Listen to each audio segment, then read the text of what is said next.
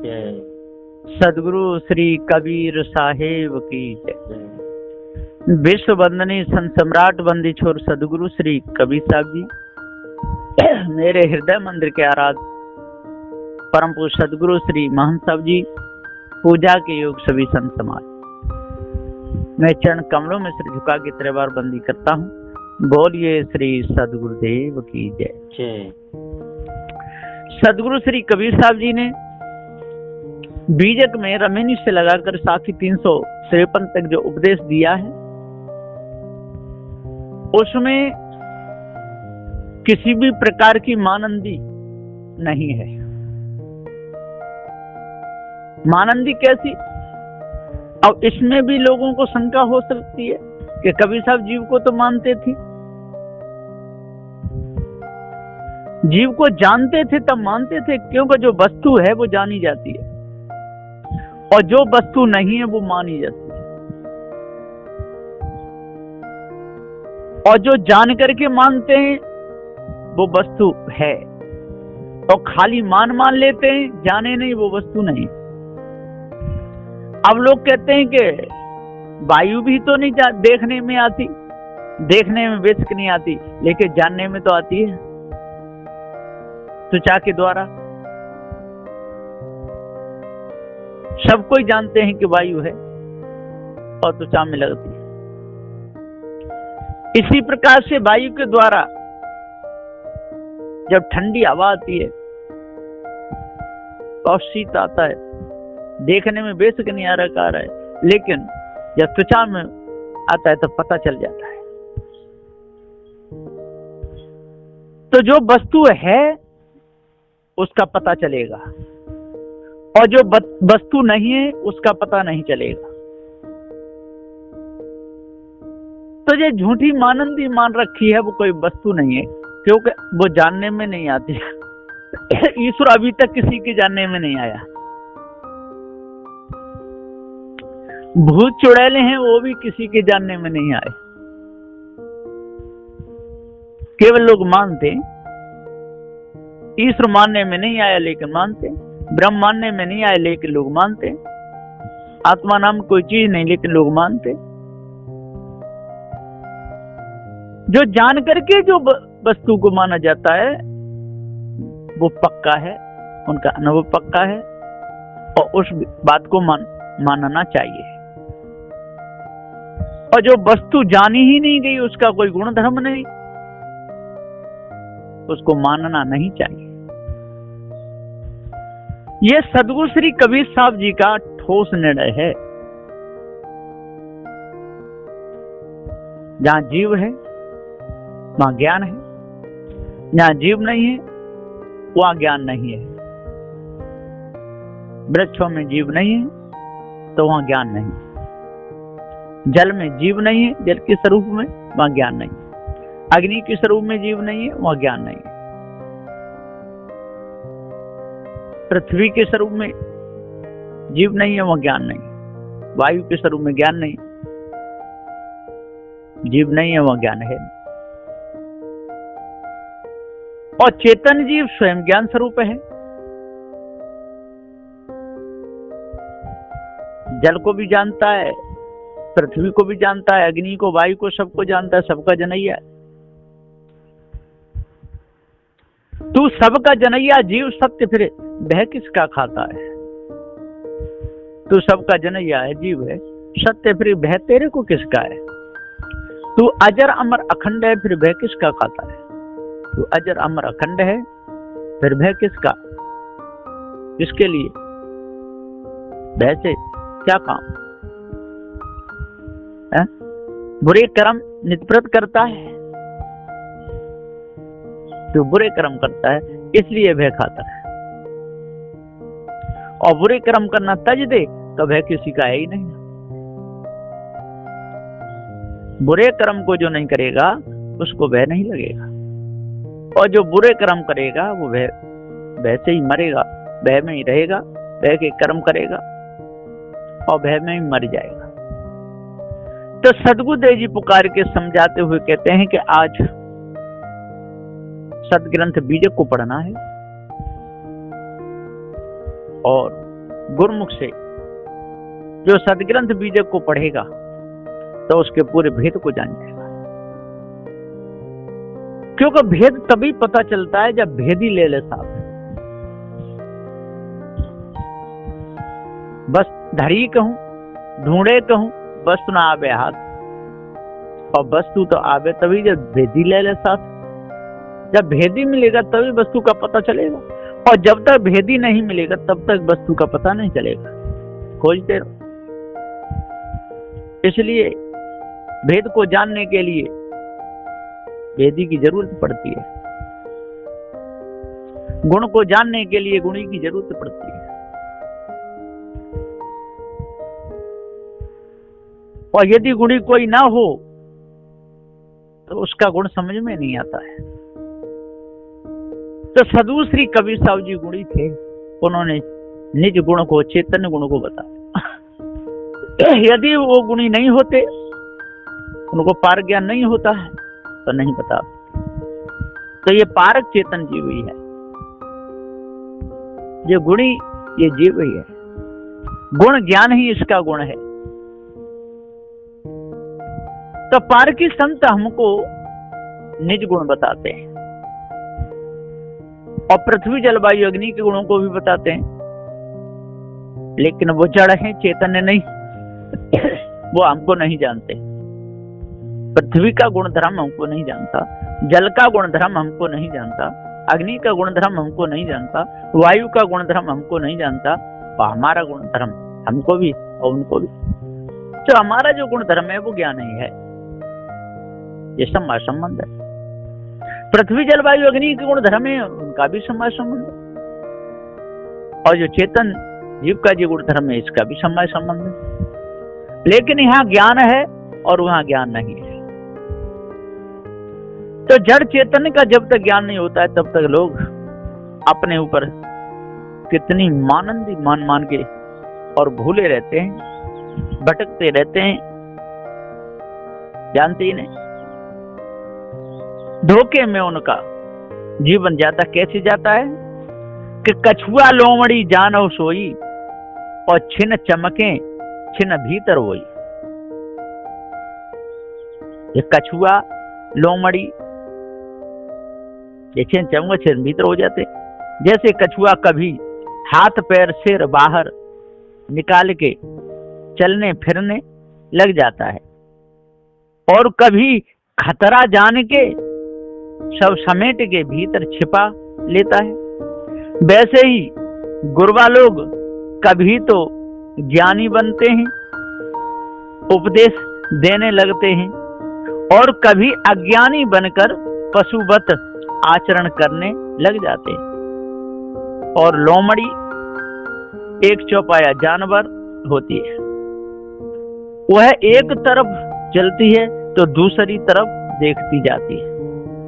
वैसे ही बेपारखी लोग कर्म भक्ति और ज्ञान की तरफ चलते हैं तो विषय भोगों में आसक्ति रख के संसार की तरफ भी देखते जाते हैं, या वासना संसार में लगाए रहते हैं। ऐसे अविवेकी मनुष्यों को कछुआ लोमड़ी के समान नर पशु ही जान लो। आगे वे पशु आदि 84 योनियों में ही जाने वाले हैं, और क्षण भर में तो खूब चमकते हैं। अनेक सिद्धांतों के कथन उपदेश साधनादि करते हैं, और क्षण भर में वे ही अज्ञानी विषयासक्त हो जाते हैं। कहीं अद्वैत ब्रह्म कथन करके विषय भोगी हो जाते हैं, और कोई शून्य में गाफिल हो जाते हैं। ऐसा उनका सब बुद्धि विचार नष्ट हो जाता है। वो अपने आप को जान ही नहीं पाते, धोखे में ही सारा समय उनका चला जाता है। तो सदगुरुदेव जी कहते हैं कि जब तक ये कछुआ और लोमड़ी जैसे बने रहेंगे और निज का ज्ञान नहीं होगा, तब तक संसार में भटकते ही रहेंगे। जो कछ बुरा कर्म बने आवे, परखत ताही तुरत बहावे। हे मनुष्यो,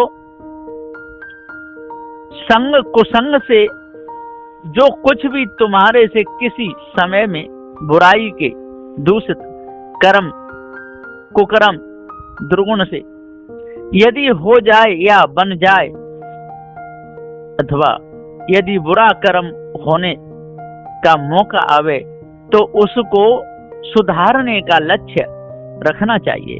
और जो अपने ही ख्याल में आवे कि बुराई का कुकर्म हो गया या होने का मौका आ रहा है, यदि कोई पार की संत सदगुरु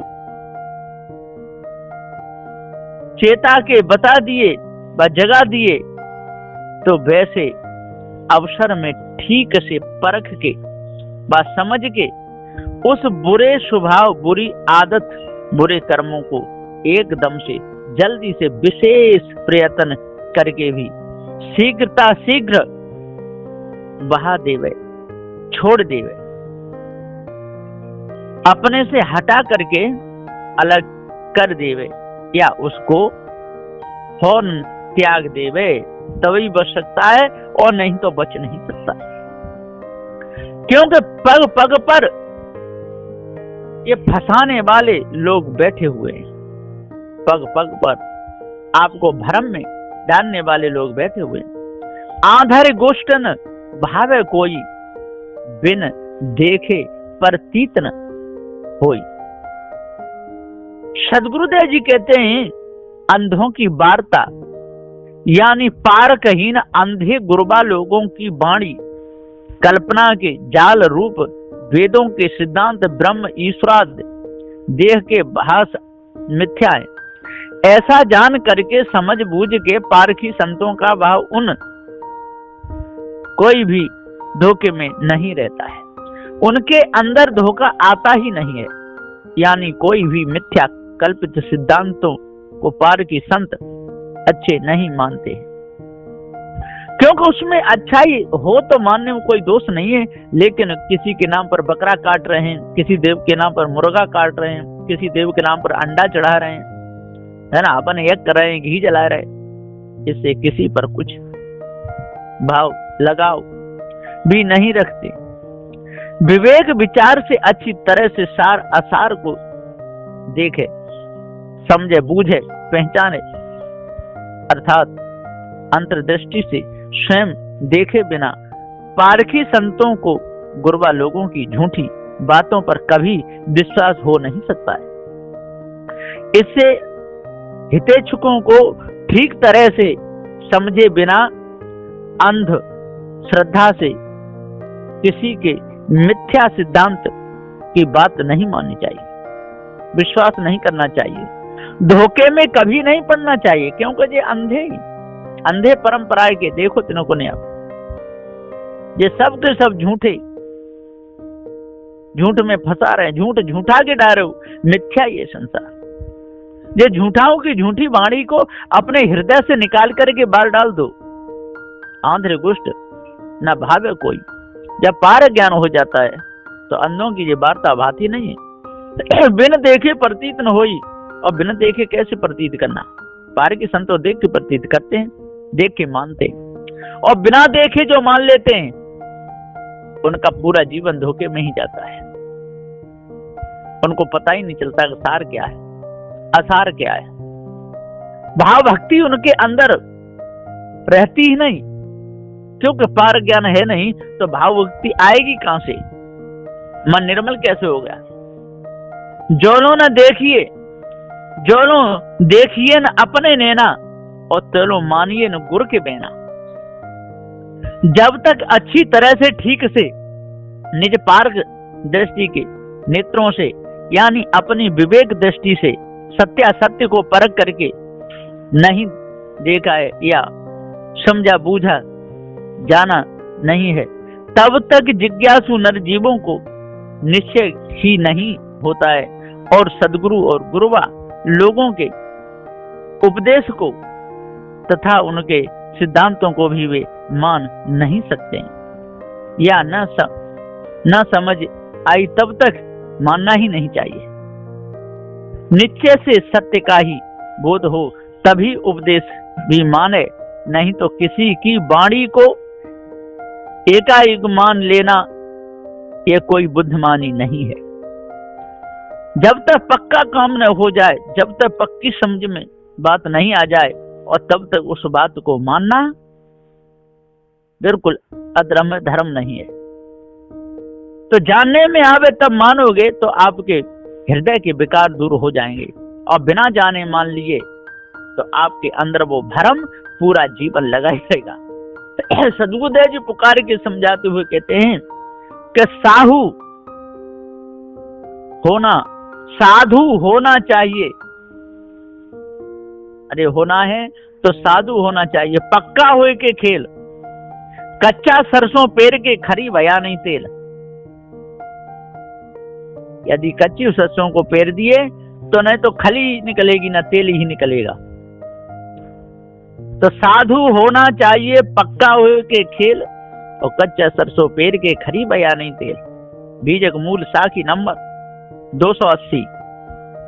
सदगुरु श्री कबीर साहब कहते हैं कि हे संतो, मुक्ति के वास्ते मनुष्यों को त्यागी वेशधारी साधु तो अवश्य होना ही चाहिए, परंतु साधु होना सरल बात नहीं है, क्योंकि तन मन वचनों को साध कर वह बस में कर साधन संपन्न सहनशील गुरु भक्त निज पर उपकारी ऐसा सच्चा साधु होना चाहिए, तभी मुक्ति प्राप्त हो सकेगी।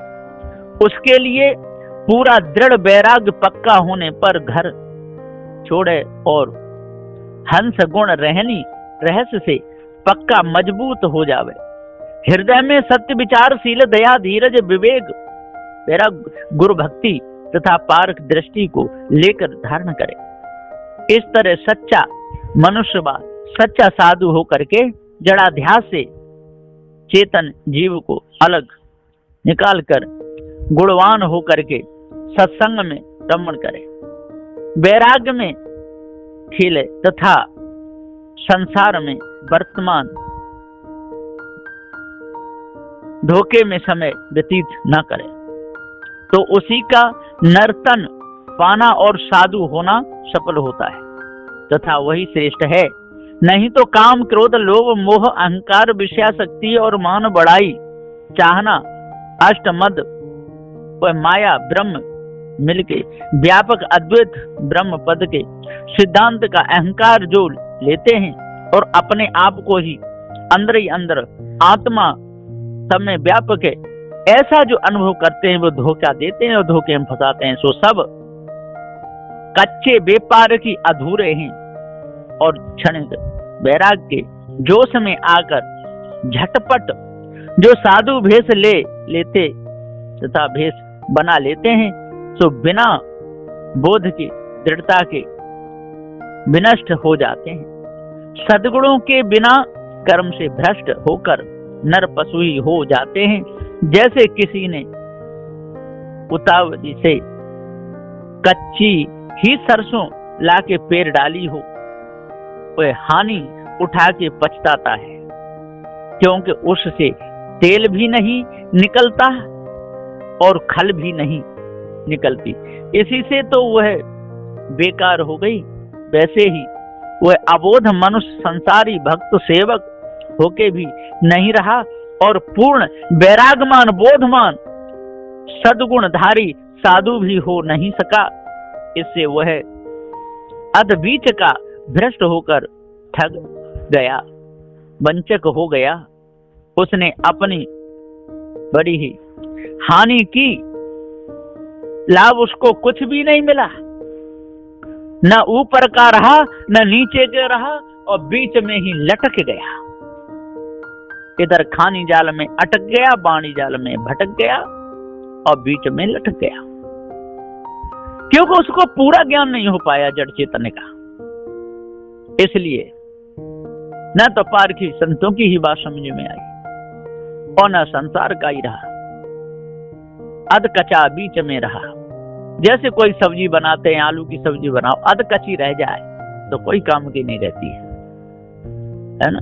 या तो पूरी पके या पूरा कच्चा हो तो फिर बना लो। अब वो बीच में हो गया, न कच्चाई और न पक्काई।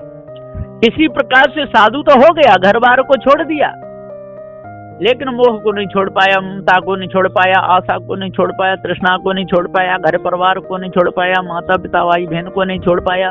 उन्हीं में घूमता रहा, उन्हीं में जाता रहा, उन्हीं से मिलता रहा, उन्हीं में उसने पूरा समय निकाल दिया। इसलिए सदुदेव जी कहते हैं कि जिसका मोह नहीं हटा वो साधु नहीं हो सकता है। तो साधु होना चाहिए पक्का कोई के खेल, कच्चे सरसों पेर के और खरी भयानी तेल। सांचा सौदा कीजिए अपने मन में जान, और सांचे हीरा पाइए झूठे मूल्यवान। अरे सांचा सौदा करो, अपने मन अच्छी तरह से जान लो, जानने में ना आवे जानकारों को दिखा लो, है ना। जौहरी आपके विश्वास के हों उनसे परख करा लो कि हीरा नकली है कि असली, तब लो। और सस्ते में देख करके आप समझ लो असली हीरा है, पैसे भी चले जाएंगे और वो हीरा आपका 2 कौड़ी क्या है, वो काऊ भाई नहीं बिकेगा। तो सांचे हीरा पाइए झूठे मूल्यवान। तो सांचा ये चेतन जीव अजर अमर अखंड नित्य स्वयं स्वरूप है, जिसके ऊपर कोई भी ईश ब्रह्म परमात्मा है नहीं। धोखा ही धोखा है, और जब तक इस धोखे में हम लगे रहेंगे अपने स्वरूप को हम नहीं जानेंगे, और तब तक हमारा जीवन वैसा ही बना रहेगा, न ऊपर के न नीचे, न कच्चे ही न पक्के ही। सारा संसार में, काम में, क्रोध में, लोभ में, आशा तृष्णा में, छल छिद्र कपट में, राग द्वेष में पूरा जीवन चला जाएगा।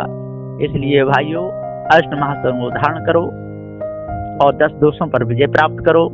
पारखी संतों का संग करो, जिनको जड़ चेतन का ज्ञान है उनके पास में जा करके, है ना, शंका करके भ्रम को मिटा लो तो जीवन सफल हो जाएगा। बोलिए श्री सद्गुरुदेव की जय।